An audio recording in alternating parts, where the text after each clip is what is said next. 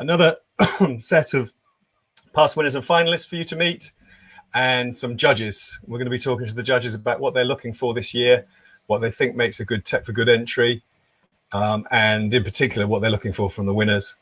So I'm hoping that whether you're interested in entering a particular award, or if you haven't quite decided what you're going to put your name in for, or if you just want to know more about what the criteria are or how we go about judging, that's what we're going to be covering today. And you're also going to be finding out from a couple of past finalists and winners about the whole benefit of becoming a Tech for Good winner, so that you know what's in it for you and maybe motivate you to get your entry in. So the closing date is next Tuesday, the 30th of June. So you have a week, just under a week, to get your entry together. We do recommend you set aside a little bit of time. You won't be able to do all of it in the last 10 minutes. So do go and have a look now if you haven't at tech4goodawards.com/enter-now. tech4goodawards.com/enter-now. That's number 4 in the middle of Tech for Good. So first up, we've got two of our alumni. We keep in touch with lots of different people who've been involved in the awards over the years, and so I'm pleased to say I'm joined by Sarah now from Small Robot Company. Sarah, you're from. If you can tell us about the Small Robot Company, and can you tell us when you were involved in the awards as well? Yes. So, Small Robot Company, we're doing sustainable farming robots to make farming more profitable, efficient, and environmentally friendly. So we entered the awards back in the midst of time for us. So much has happened since then. It was I think 2018. Is that right, Mark? Yeah, that's right.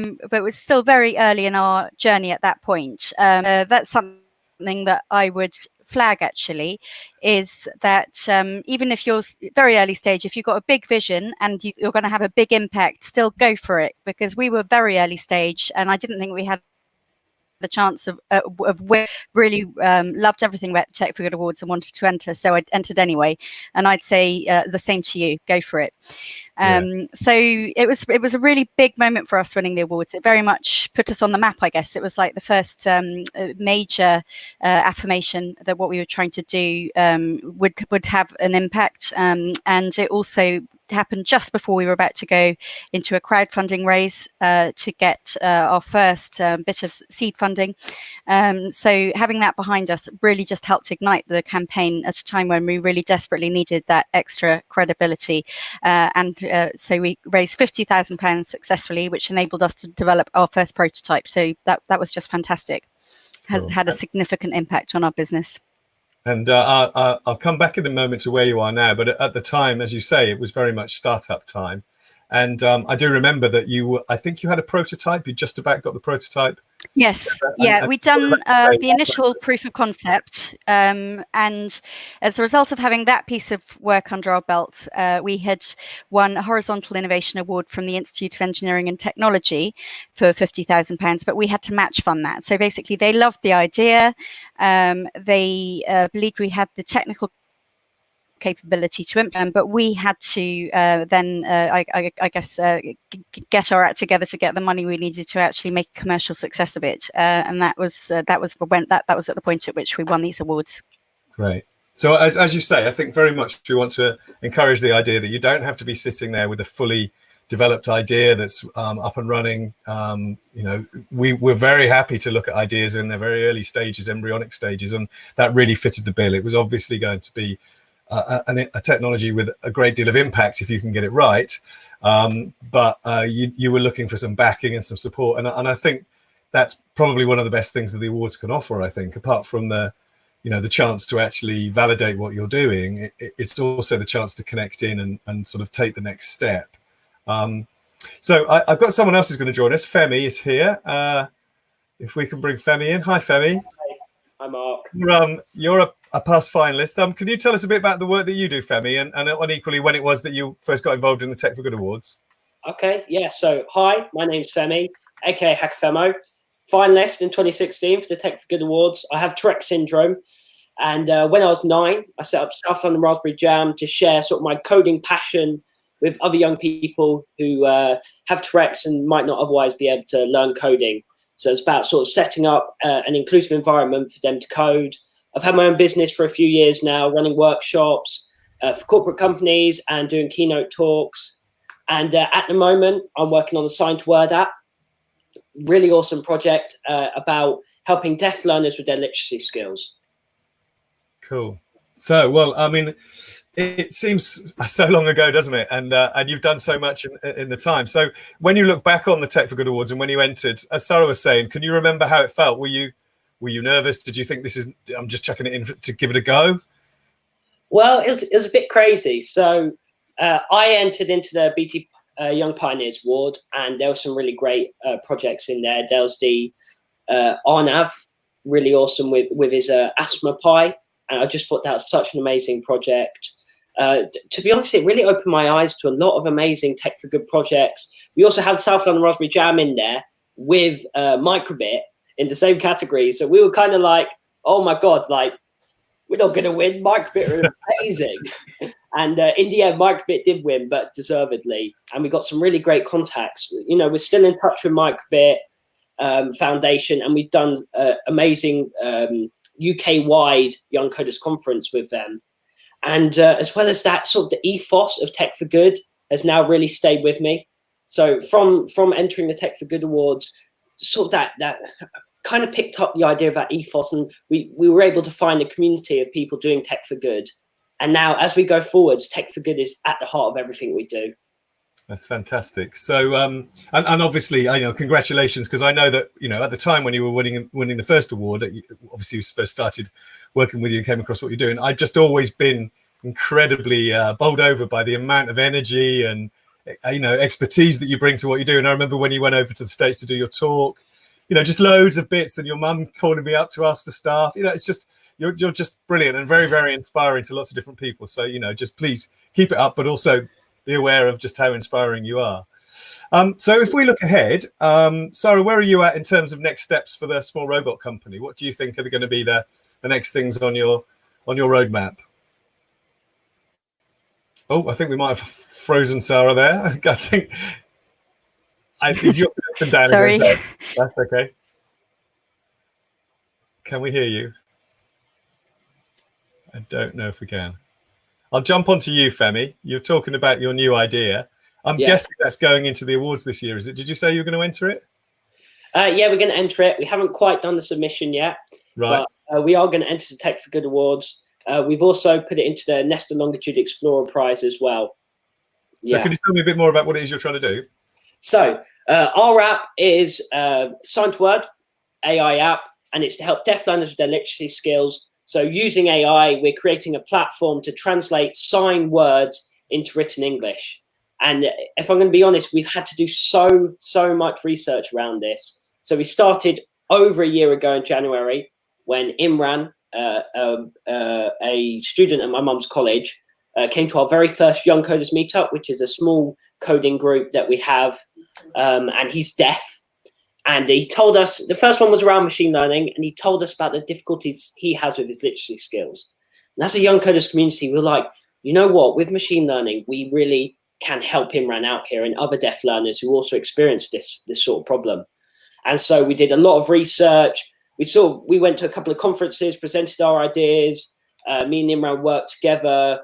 We did a bit of upskilling, and then we came round to December, and it's kind of hard because you get so far and then you meet a couple of barriers. And so we went into a competition, and we opened it up to the wider community, the wider Young Coders meetup, and we got 4 other amazing young people involved. And from there, it's kind of really grown.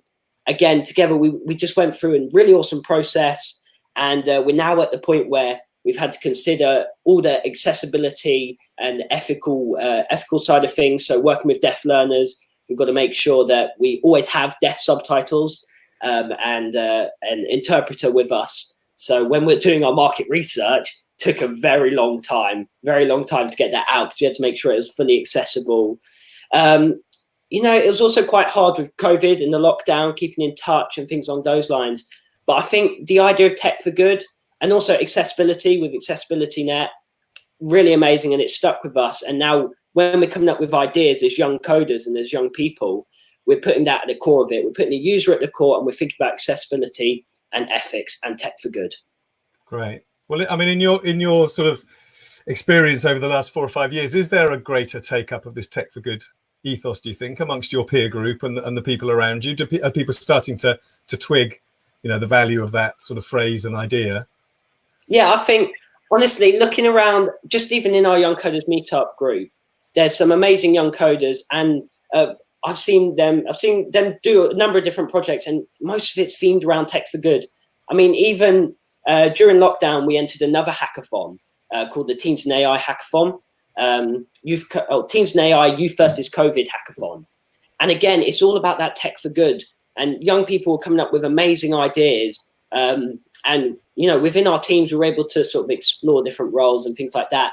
But it's about coming up with these great ideas to help other young people and to help the wider community around that Tech for Good. Great. And if you look back on that, in the sense of that ethos and your sort of enthusiasm for it, is there anything in particular that you see as the sort of most practical help? You talked about microbit. So if you were looking at people who were thinking of entering the Tech for Good Awards, and you said, right, what was the one thing other than the being in events and getting involved in stuff? Is there something in particular that you think really stands out for you as the value of being involved as a finalist? You know what? I think so. From being in the finals, you sort of get the ethos of Tech for Good. You get some really great connections, but also it's really inspiring. And if you can, you take away from it an amazing can-do attitude. That was something that me and my mum definitely had going into it. And it was really amazing to see other people there who also had that similar attitude. And, it was just really inspiring to see what other people had done as well. And it kind of renewed our can-do attitude, because it can be quite tiring to go like, yep, we can do that and we can do this and we'll do this project. But coming to the Tech for Good Awards, we saw, that's what it's about. It's about having that can-do attitude. It's about, getting out there, getting things done, collaborating, working together.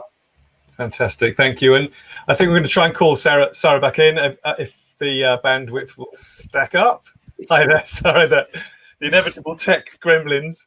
I'm just going to pick up on that point that Femi made. I mean, yes. We all know the joys of trying to keep going and all of the need for the renewed energy and so on. Where are you at the moment in terms of your next big steps, and what sort of boost are you looking for in terms of what you want to do next? Yes, so we've been doing phenomenally, actually. And we're now at the point when we are going to have commercial robots going into the field in the autumn, which is really exciting. We've been building Tom, Dick and Harry robots. So Tom is the first robot that's going into the field. He's a bit like a Mars rover. He monitors the field, checks the health of each plant, what remedial action is needed. And at the moment, Dick and Harry are in the lab. But the non-chemical weeding is first up, and that's super exciting. We've got a lab prototype of that, which will be going into fields in the autumn, so that we can zap weeds with no chemicals at all, which obviously is going to have a massive impact for biodiversity. So we're just so excited about that. Since we did this, we have raised, I'm just trying to work, another £3 million on crowdfunding. That's, as you can imagine, been quite a lot of work. But each stage of the journey, I mean, I would echo what Femi was saying about the inspiration that we have taken from the Tech for Good community. I mean, this has been a hard job, what we're trying to do. I mean, we're trying to completely transform farming. It's not easy. It's really hard work, and having that can-do attitude and that inspiration to tap into just really helps so much keep us going with our mission. So I would definitely echo what he was saying there about the ethos and the support of the community, which has been invaluable. And also the connections. I mean, we also entered one of the BT Awards. We entered the BT Connected Society Award. And as part of that, we got to go to the BT Infinity Labs and get some access to their team about how they thought we could commercialize our ideas. We talked through, how we were planning to do the technology and work troubles we were having. The doors. I think, am I back? I hope you got the. Yeah. So yeah, that was it was invaluable for us. It just has so much impact to our future trajectory. Brilliant, thank you. Well, Femi, thank you so much for joining us. Sarah, thank you for joining us and struggling through the tech issues. I think anybody tuning in, if you're thinking about entering, I hope these two have inspired you to put your name in the hat. I guess a final question for each of you is what is it you think makes a winning entry? What would be your one top tip to somebody listening out there? What would you say? Don't forget something. What's your story, Sarah, you think that you really makes a winning entry? Funny you should use that word story, because I would say that is the number one thing, is to have a really strong and compelling story. If you're going to make a success of commercializing your technology, you're going to have to sell it time and time again to lots of different audiences, lots of different people. This is your chance. Get your pitch really strong. Your 3-word elevator pitch, 50 words about you, etc., and take the judges through it. Make it really clear and compelling what impact you're going to have, what evidence you've got to support that. But having that strong story, building a emotional connection with your story, I would say is crucial. Brilliant, thank you. And that echoes a lot of what we hear from others. And Femi, anything to add to that? I totally agree with Sarah. In fact, I'd add as well, make sure you put your user at the center. Really think about the people you're making these Tech4Good apps for. You have to, whenever you're making the app, you have to get involved with the user community. For me, we've had to explore the deaf community while we're making this app. You have to make sure that it's something that they want, and you have to really collaborate with them and work hard to do so.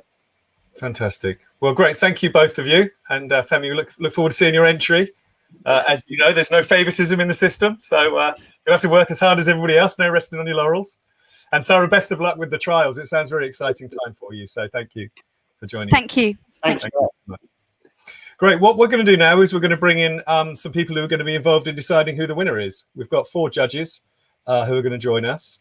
So if we can pull the voice up, Robin, Annie, Kate, and Gareth. Gareth's here. Hi, Gareth. That was great, wasn't it? Those 2 stories are just brilliant in terms of the ways that the impact of the technology they have, but also just the energy and the enthusiasm and the capability of those 2 very different stories. I'm going to start with you, Kate. You were involved in Nesta before.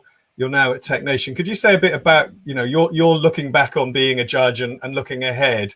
What are you looking for in terms of Tech4Good winners? Yeah. Hi, everyone. I think from experience of looking at the caliber, it's always really high and it's always really inspiring. So you've got to then stand out beyond both of those 2 things, which is a challenge, right? So I think things that stand out for me is when someone can articulate a gap that is in the market, and how their solution will actually address that. So you can see why there's a need for it. And to Femi's point, it's so important that there's something there that tells you about how the users have been involved in the development. So again, it's not something that's needed, but it's also something that's very much designed with the user in mind. So it's going to be effective. That drives up the chances of it being effective. I think it's also really helpful when you see some level of other endorsement. So when we're looking at all of these as judges, it's quite nice to be able to see where else has this been endorsed, who else has looked at it, who have you consulted with or collaborated with to make it more compelling and rounded in the view of saying, yeah, it's not just us that think this is a great idea. There's other people too. And ideally, something that's scalable also stands out, because clearly if we want to improve, have a positive impact on people's lives, the more we can reach, the better. Thank you. Yeah. And Annie, could you tell us a little bit about what the DOT project is? And then, again, you were involved last year. Anything to add in terms of directly talking to people who put their entries in, the top tips that you would suggest to them? Yeah, definitely. So I'm from DOT Project Cooperative. So we deliver coaching, mentoring and digital training across the non-profit sector, and we also run a Tech4Good Southwest network across Bath and Bristol. So building on a lot of Kate's points as well, I think one of the things that I would definitely say is around just kind of telling a compelling story. I think Femi actually spoke to it. He brought in his personal story, and that's actually great. It just brings it alive for the judges when you can actually really connect with the person behind it and their own personal story as well. And I think one of the other things is actually around the business model. So kind of having a bit of evidence around, if it's a very early stage idea, sort of what explorations have already been made around what that business model might be, and the kind of business development ideas around it. So I think it is a little bit around Kate's point about scalable, but it's also if it's not a scalable solution, it's about the depth of impact that that particular solution is going to make as well. Cool. And Gareth, you've been involved probably more than anyone on this panel. Looking over the years, can you see changes in what's been put in front of us? I mean, we get a greater quality across the piece, I think now, much more consistent, high quality entries. The competition it's always been good. I mean, there's always been people that stand out, and there's been extraordinary things every single year.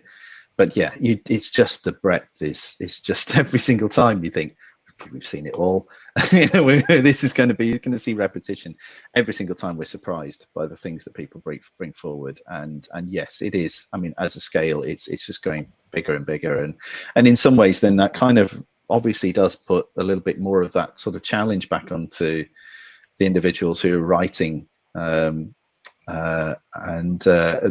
entries. But always the things that come across, the main thing that comes across is passion. If someone is really, really passionate about something, and that comes across in their entry, it's really infectious, and you want to know more, and you start asking the questions that everyone's just already been saying. You want to know about the people behind it, the scale.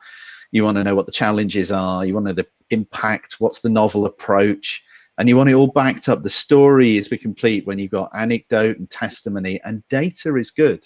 If you've got some good data, or you can point to data that frames the problem or the solution, or any opportunity that's in there, that's really good, because we like doing our homework as judges. We'll read the entry, and then we'll often, a really good entry, you start going off and Googling all sorts of stuff around it, and then we come together and we have a really good discussion, and people bring things that they found around it, and so it becomes quite a collective effort, the judging process, which is great. I think that's a very good point, actually. People probably wouldn't have guessed necessarily how much collaboration there is between the judges when you're all sitting around the table, the virtual table this year, but also that you will have gone off and done some homework, because not least because the stories are so engaging and inspiring, and you want to know more, as you say.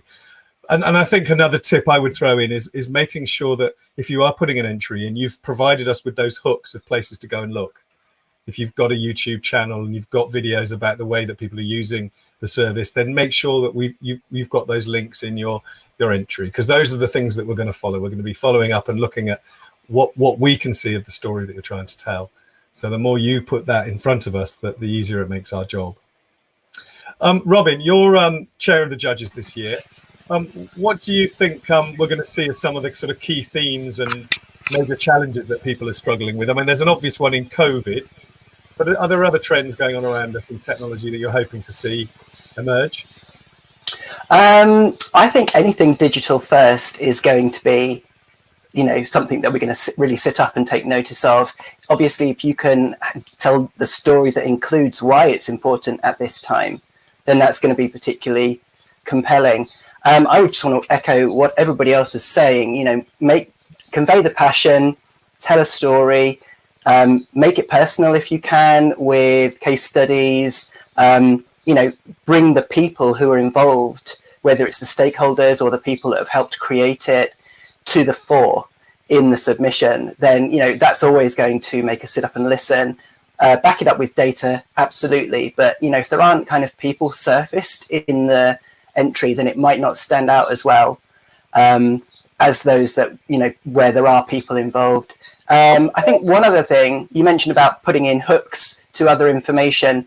I think the only thing I would say there is just make sure that everything that you put into the entry is relevant to that particular thing, because there is also a temptation to say more is better and to really kitchen sink it and provide information that, when the judges have clicked on the 12th URL and this is actually about a really brilliant project that you were involved in 3 years ago, but absolutely, tangential to what we're looking at here and now. So yeah, tell a compelling story, really back it up with as much information as you can, but ideally keep it as focused as possible, because, it's so difficult when organizations are doing so many great things not to throw those in as well, to show, how brilliant you are in, in other areas and how impactful, etc. By all means do a bit of that, but try and keep it as focused as possible on how, what your credentials are in this area, how it's going to impact people today, and how it's going to ideally impact people moving forward. Even, how far you could go if you're a winner, and really paint a picture of where you'd like to be and how T4G could really help you get there. Great, thank you.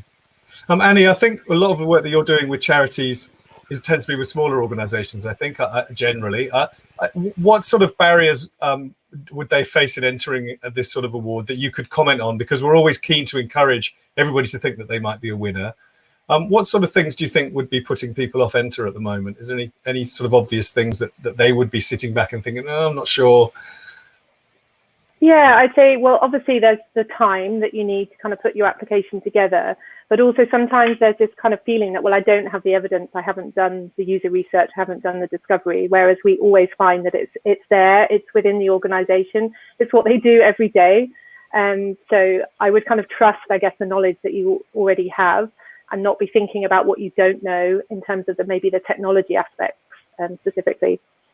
Yeah. And similarly, I mean, Kate, you're Tech Nations more broadly into the sort of business community and commercial sort of sector, I think. So, they presumably face similar challenges in terms of the time it takes. But we're definitely interested in startups and scale ups, and that's really the community we're trying to connect with. Yeah, I think it's it's competitive to both apply and kind of how many awards there often can be, and I think it's one of the reasons I love these ones is the exposure you can get and the actual, it's such a supportive set of awards. So it's almost like why enter this award rather than others. Sometimes I've just been bowled over in the last couple of years when I've been involved with how the network of entrants, what a support group they are for each other in a non-competitive way, in a highly supportive way, sharing, oh, I tried this, oh, I tried that, or have you met this person? All the introductions really leads to so much more. So I think it's really important to think about the other benefits that can be offered, and those connections, that networking effect is sometimes more valuable than anything else that people can get. And I've always been bowled over by how willing everyone is to help each other in this set of awards. Yeah. And I know, Gareth, that we've talked about inclusion at various times in the last few weeks about the awards. It's something we're really proud of, the diversity of entrants, the range of different issues that are being addressed. And I know that that's something that you've been struck by. We were talking about ugly mugs the other day. It may not be obvious from the outside, but any of social issues that people are attempting to tackle are of interest to us. It's always good to see ones where they're dealing with user groups and challenges that you've just not come across. The people who are really on the margins of society and the people who don't have a voice, or it's the people who get dehumanized. The ugly mugs one was a perfect one, because I always feel slightly ashamed working for a media organization, and if someone, I think there was going back a while back, but it was a murder case, and they said, someone who was a prostitute was murdered, and it was like, no, it's a woman was murdered. We didn't say an accountant was murdered, and it kind of brought it, actually that entry kind of brought that to me, and it starts, you start thinking about yourself and your own attitudes, your own values, and you then see the value even further within that. And you do get these every now and again, really, really standout ones where you just think, my God, someone is dealing with such a tricky problem and such a valuable problem to resolve, that you never forget it.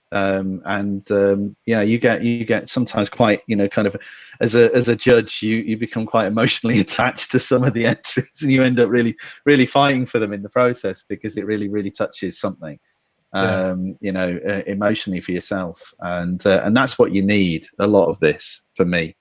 We're going back full circle again. It's those stories and that passion, and bringing those people to life that are going to benefit from this. Again, I think just to underline, it's the social impact that we're interested in, just as much as the technology is clearly a core part of what we expect to see, but it's not. We don't have an App of the Year award. We look at the benefit and the outcome that it's provided. And again, that's a very key message. We do see entries which seem to be interesting, but I find it difficult to explain their own impact and to see how they're going to be benefiting people. And that's a very key part of the entry form for us, so that we can understand how you're going to change the world and make it a better place on any scale, whether it's for a small community or whether you're taking on the whole planet. So thank you, everyone. I think one final question would just be at your very specific top tip. Robin, what's your top tip? If I was filling in an entry form in the next 10 minutes, which one would you pick out as the #1 thing to focus on? I've just found, am I unmuted now? You are. Okay, great. Yeah. Top tip, after you've submitted it, read it again and say, is this going to make the judges feel really passionate about my entry? Yeah. You know, I'm tempted to say heartstrings. Yeah. Is it going to, as Gareth has just said, make several judges in the room champion your entry to the bitter end because of the passion that it will have engendered? You're saying we're an emotional bunch, Robin? Sorry? Are you saying we're an emotional bunch? We're people, yeah. And whilst we've got a lot of experience in our different areas, you know, a compelling story is just that, you know, it's going to make that feel much more real, and we're going to connect with it. Yeah. I think that goes to the heart of describing the problem that you're solving as well, isn't it? Yeah, absolutely. Really makes it real. And Femi had an example that he was working with someone who was deaf, and then therefore that's the sort of problem that he's trying to solve. Very often one of those, there's one of those right at the beginning of the story, and people may sometimes forget that that's where it came from. But we really like that. We really want to know where it came from. We really want to know how you came up with the idea. Annie, do you have anything to add as a very specific top tip? I would say honesty. And even if, like I said, if it's a really early stage idea, that's fine, but just be kind of really honest and transparent about that and the work that you've already done. Cool.